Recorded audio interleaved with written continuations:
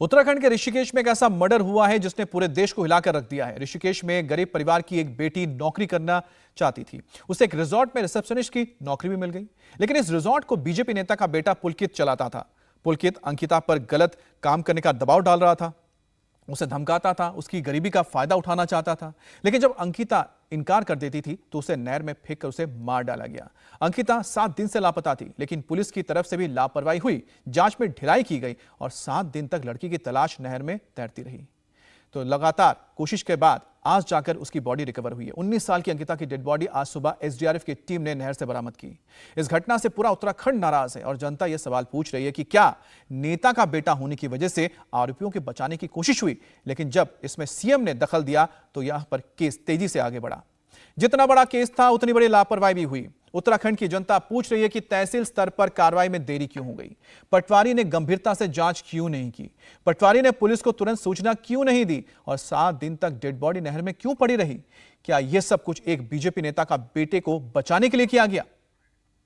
तो आप तस्वीरें देख रहे हैं। आज सुबह जिस वक्त एसडीआरएफ की टीम ने बॉडी को रिकवर किया, आपको बता दें कि यह ऋषिकेश का चिला नहर है और इसी नहर में जब आरोपियों को पकड़ा गया था, जिसमें आरोपी पकड़े गए थे, उनसे जब पूछताछ हुई थी और पूछताछ के बाद यह साफ हो गया कि अंकिता को मारने के बाद उसकी बॉडी को नहर में फेंका गया है और आज एसडीआरएफ की टीम ने बॉडी को रिकवर किया है। और इस वक्त की बड़ी खबर, जांच में लापरवाही की वजह से डीएम ने यह बात मानी है कि लापरवाही हुई है। डीएम ने कहा है कि जांच में लापरवाही पर एक्शन हुआ है और पटवारी को सस्पेंड कर दिया गया है। तो देर से ही सही, लेकिन अब धीरे धीरे इसमें कार्रवाई हो रही है। अब लापरवाही मिलने के बाद डीएम ने पटवारी को सस्पेंड कर दिया है। मेरे साथ पौड़ी के डीएम विजय जोगदंडे साहब हैं, इनसे बात करते हैं। सर, अंकिता मर्डर केस में ये एक आरोप लग रहा है शासन प्रशासन की बहुत देर होगी, 7 दिन बाद डेड बॉडी मिल रही है। आपको क्या लग रहा है कि शुरुआती दिनों में क्यों ये केस खुल के सामने नहीं आ पाया? जैसे ही परिवार के द्वारा एफआईआर दर्ज किया गया, 20 तारीख को परिवार जब चौकी पे आए तो उनका वाद दर्ज कर लिया गया है और परिवार के अनुरोध पर फिर उसको नियमित पुलिस को ट्रांसफर करने का उन्होंने अनुरोध किया था, तो उसको भी स्वीकार करते हुए उसी दिन उसको ट्रांसफर करने का आदेश भी कर दिया। और पुलिस विभाग ने शीघ्रता से जांच करते हुए तीनों आरोपियों को हिरासत में लिया और उनके बयान दर्ज करवाए और उनके निशानदेही पर उन्होंने जो जैसे घटनाक्रम बताया उसको जांच किया गया और उसमें उन्होंने ये जानकारी दिया कि उनका नहर में उनको धक्का दिया गया है, तो वहाँ पे जांच की गई। शव की खोजबीन किया गया। एक दिन तो शव खोजने में कोई सफलता नहीं मिल पाई थी, लेकिन फिर पानी का बहाव कम करने पर आज सुबह अंकिता का शव प्राप्त हो गया। नहर में ही प्राप्त हुआ है जहाँ पे निशानदेही की गई थी। अभी वर्तमान में उसका पोस्टमार्टम की कार्रवाई चल रही है। परिवार से लगातार संपर्क बनाया हुआ है और उनको आश्वस्त किया है कि इस प्रकरण की निष्पक्षता से जांच की जाएगी।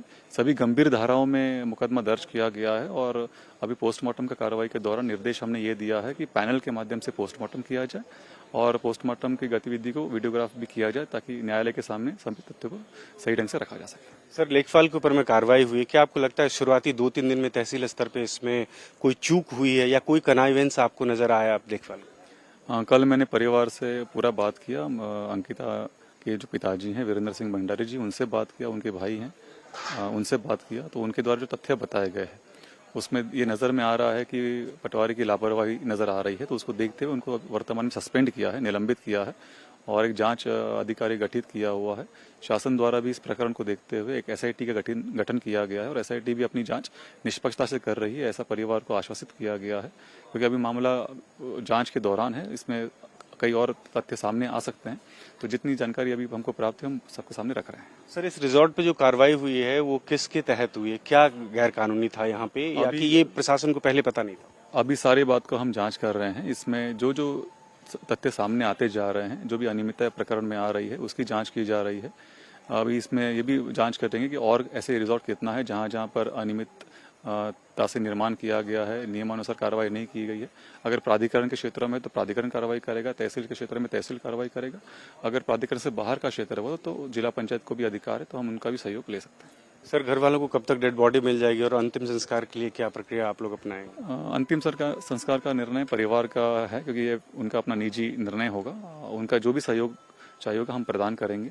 अभी परिवार क्योंकि इस दुखद घटना को देखते हुए काफ़ी दुखद स्थिति में है, मानसिक स्थिति में है, तो उनसे अभी हम बात करेंगे और उनसे चर्चा करने के अपने कुछ बता पाएंगे। इंडिया टीवी हर वक्त हर जगह डाउनलोड करने के लिए सर्च करें India TV news Google play store या ऐप स्टोर पर।